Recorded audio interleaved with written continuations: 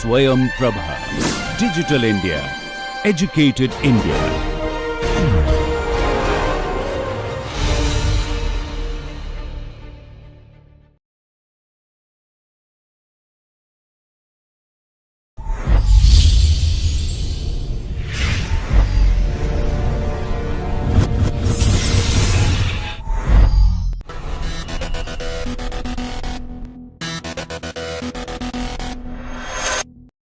After discussing education in my last lecture, I would like to discuss health as a social infrastructure in the next lecture.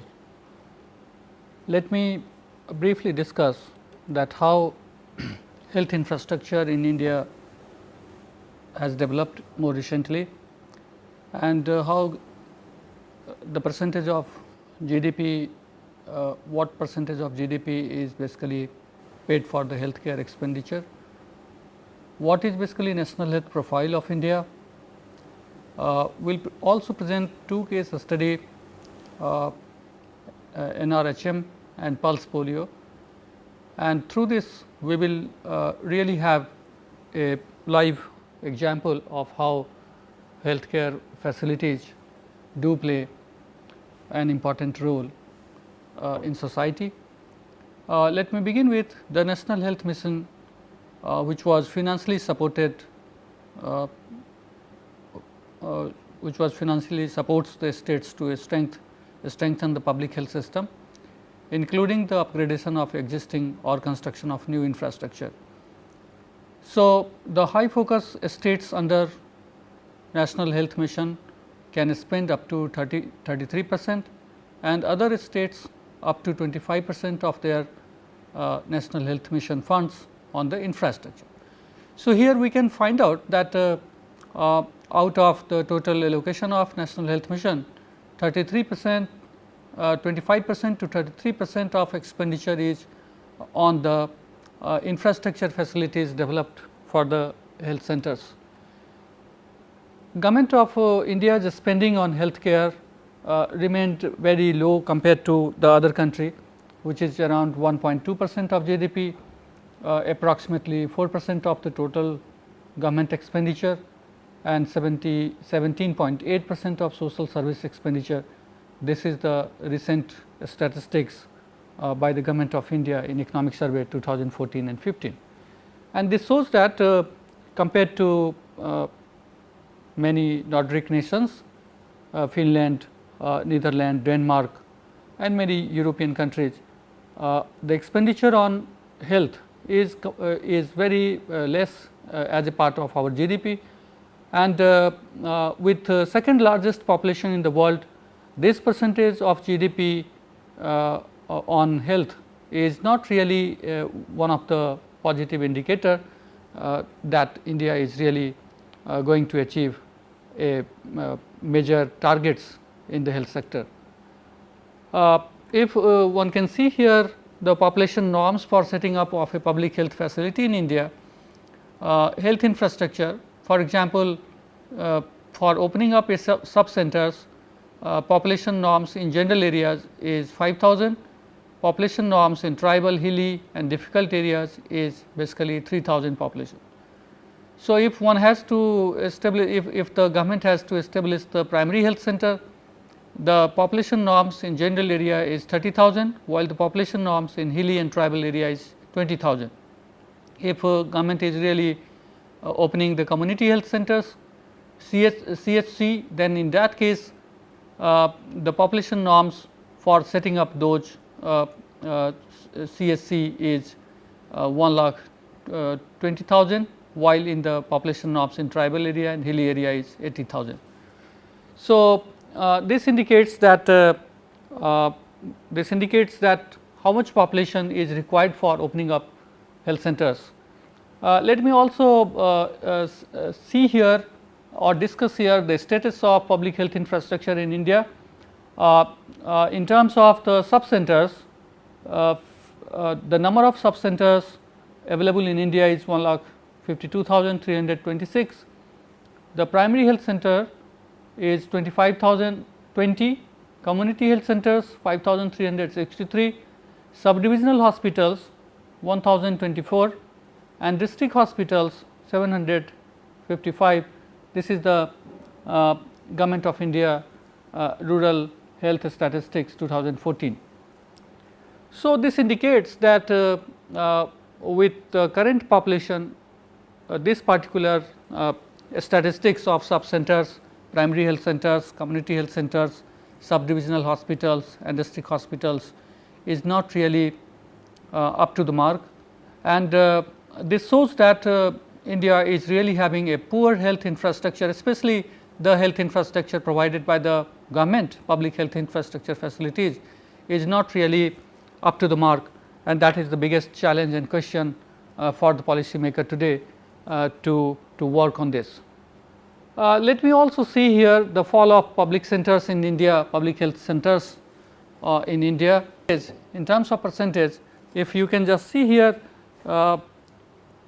the sub centers, the percentage of sub centers is 20% less compared to the requirement of sub centers.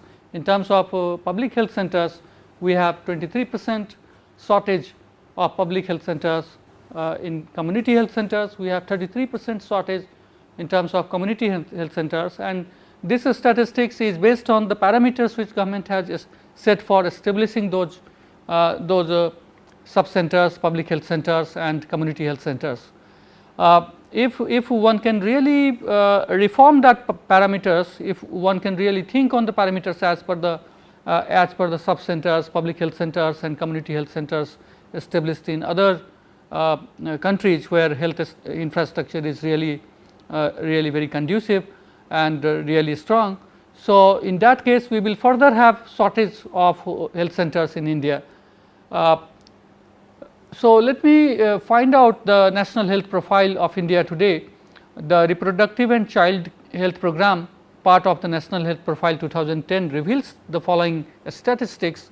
Only 52% mothers had at least 3 antenatal care visits. 46.6% of childbirths were assisted by a doctor, nurse, ANM or other health personnel. It means that majority of the childbirth were not really assisted by the doctors and nurse till today.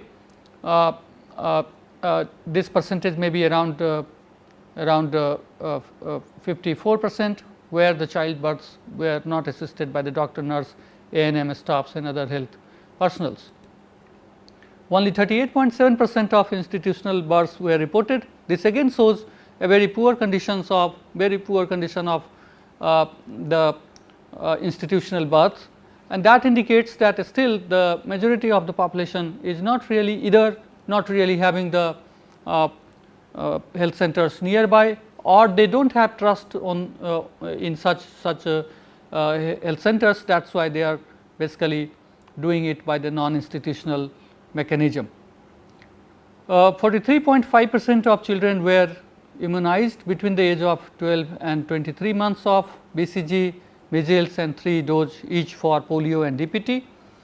And this statistics is improved little bit in last few years.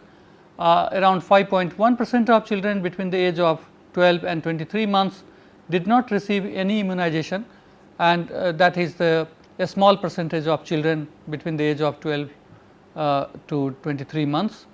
But if we can just see here the Government of India's National Rural Health Mission, which was launched by the Government of India in 2005, there were many objectives, and some of the objectives were to reduce the infant mortality rate and maternal mortality rate, universal access to public health service, ensure sanitation and hygiene during the birth time, prevention and control of communicable diseases, and provide adequate and effective healthcare facilities to rural areas. So, let me also discuss the approach of NRHM. The approach was the community based approach, flexibility in financing, efficient management, monitoring and innovations in healthcare facilities. One can also see here the success of NRHM in last few years, a massive increase in institutional delivery, 7.5 lakhs ASHA workers at grassroots level, beneficiaries under Janani Suraksha Yojana has increased from 7 lakhs in 2005-6 to 86 lakhs in 2008-9. This is one of the major improvements. Infant mortality rate has gone down 53 for each thousand birth. MMR decreased to 254 out of 1000, and total fertility rate is 2.7, and these statistics shows that through NRHM in a very short period of time India is targeting some of the major targets, especially for infant mortality rate and maternal mortality rate and total fertility rate.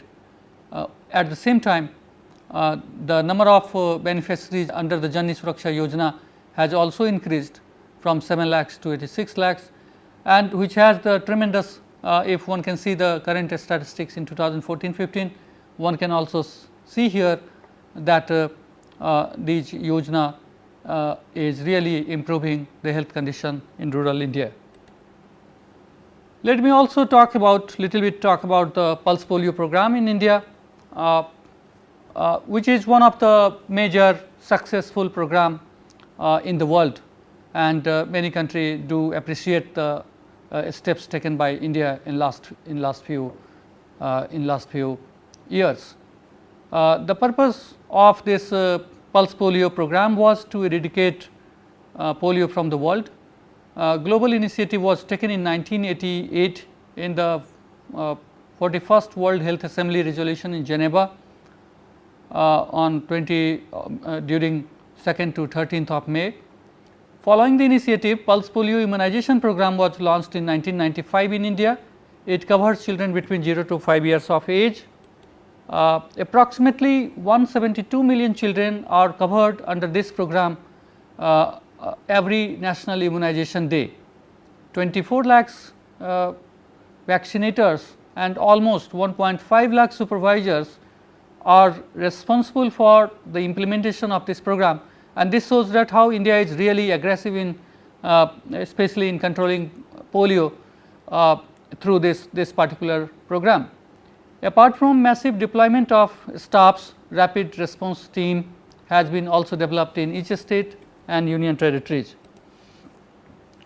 Polio booths at Indian borders are established to check the disease from cross borders. Mandatory requirement of polio vaccination is ensued from March 1st 2014 by the government for Indian travellers going abroad in the countries like Afghanistan, Pakistan, Nigeria and other polio affected countries of sub-Saharan African nations. So, last reported case of polio in India January 13, 2011 in Panchla, Havra, West Bengal, October 22nd, 2010 in Pakur, Jharkhand, and October 24th, 1999 in Aligarh, Uttar Pradesh. Success in eradicating polio from India is really appreciated by the international organizations such as World Health Organization, and now new cases of polio has not been reported in last 4 years. No news of such cases in 2012, 13, 14 and in 2015 also till today. As a result of successful polio immunization program in India, World Health Organization removed India from the active endemic wild polio virus transmission, which is basically the potentially at risk country in February 2012. Let me compare the after this successful program on polio, let me also compare the regional disparity in health facilities in India in terms of beds per thousand population. The more number of beds per thousand population is available in Kerala, after that in Delhi. We find out that Bihar, Uttar Pradesh, Madhya Pradesh are really having even the in even the average per bed 1000 population which India is having, below that level of availability Bihar, UP and Madhya Pradesh is having today. But at the same time we can also notice here that Bihar, Uttar Pradesh and Madhya Pradesh, these states are not a less populated state like Kerala. These states are really heavily populated, densely populated. Bihar is the largest density populated state in India in the recent census. So, this shows that the poor facility of beds per 1000 population in the most populated states in India, and that is really one of the challenge and major drawback in improving health infrastructure in the populated states like Bihar, UP and Madhya Pradesh. So, what this regional disparity is showing us that where the states which were really having much better human development index through the improvement in education or through the expenditure on health infrastructure such as Kerala, Delhi, they were really improved a lot including Maharashtra which has much better conditions compared to Bihar, UP and Madhya Pradesh. So, the states which had better investment on health, they were having much better infrastructure improved, much better infrastructure established, but the states which were not really having better infrastructure or better investment on health infrastructure, they are really lagging behind, and there is a vicious circle where if you do not have improved health infrastructure today, you are not really going to lead your population not only in terms of having the healthy population, but you are not really having the active population, because ill health population is really making a negative impact on the workforce, and they are not really more active participants in the labor market compared to the statistics of Kerala, where majority of the male workers and even the female workers are not only participating in the labor market, in the domestic labor market, but today they are equally participating in the global labor market, especially majority of the workers from the Kerala, they all are also in the health service, nursing service outside India and within India. That shows that how concerned they are really in their health services, and how government has really transformed the population to think, to act and to experience the better health conditions and better health infrastructure in last few years. So, this regional disparity has to be it has to come down, otherwise this type of infrastructure lack is going to really really create the problem for those states such as Delhi, which has large patients migrating from Bihar and UP, also from Rajasthan and Madhya Pradesh, because the better health facilities are developed in Delhi, because Delhi is the capital of India, and huge expenditures are being made for varieties of for many better hospitals such as AIIMS and Safdarjung and Ram Manohar Lohia and many other state run health centers and hospitals. So, that way the better health infrastructure states are really they are really getting the patients, really getting the cases from different states of those states where the health facilities are really poor. So, this challenge is going to increase day by day, because if regional disparities are not really taken care, then we are not really stopping the migration of the patients from one place to other place. It is not this type of migration is not because of finding a job, but this type of migration is for finding a better hospital, finding a better doctor, finding a better lab for the health for different health checkups. And in that condition, a bulk of population from Bihar, UP and Madhya Pradesh is finding very difficult time outside Bihar, outside UP for their health, which is one of the important facilities, which is one of the important facility should be developed by the local government as well as by the central government. So, let me conclude that India has not achieved universal access to healthcare facilities. Infant mortality rate and maternal mortality rate is still very high compared to other countries. Two countries, India and Nigeria, together account for more than 1/3 of the deaths among children below 5 years of age, which is the statistics by World Health Organization in 2014. And these examples of regional disparities of health infrastructure, at the same time high infant mortality rate, low level of institutional delivery, high level of maternal mortality rate, these statistics shows that India need accessibility, affordability and availability of healthcare facilities in a very speedy way. Otherwise, it will be very difficult to really take care of the large population of India, which is really having the shortage of health centers and shortage of health infrastructure. Without improving the health infrastructure, other physical infrastructure which is being developed will not be really conducive for the further economic development of India, or this is not only true for the case of India, but in any other developing and least developed country. If the conducive atmosphere is not being developed by the government, because health is one of the sector where private parties do not want to join, and even if they want to join, the purpose is not to really take care of the society, but to earn as much as they can. For example, some of the hospitals which is also situated in Delhi, for example Apollo or Escorts and other hospitals, which is basically funded by the private investment.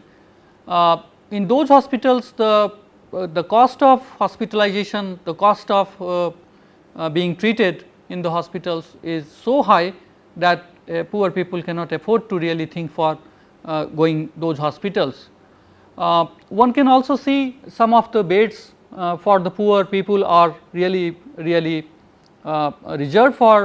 reserved in those hospitals, but compared to the total number of beds, a small part of that percentage is being reserved for the poor people, and that is not going to really answer the question of the large migration of the patients and the poor people who really finds very difficult time in Delhi or in other metros to have cheapest health service provided. So, in such a situation where and health is not really the matter where health is not health services are not really the services which everybody wants without any reason. Health is basically a service. Health is not basically a luxury service, it is an essential service where state has to play an important role, and this 1.1% expenditure on health, 1% or around 1% of the health expenditure as part of GDP is not really going to answer the question of growing requirement of health facilities and health infrastructure in India. So, to sum up, one can only say that India, a country which has second largest population in the world, should not really ignore the improving the health infrastructure, because improving health infrastructure is leading us to a better social infrastructure for the economic development, and there is a link between the social infrastructure and physical infrastructure, which we have constantly discussed in this course in last few lectures. So, certainly that link will be missing if the healthcare facilities are not really developed in a better way. Thank you.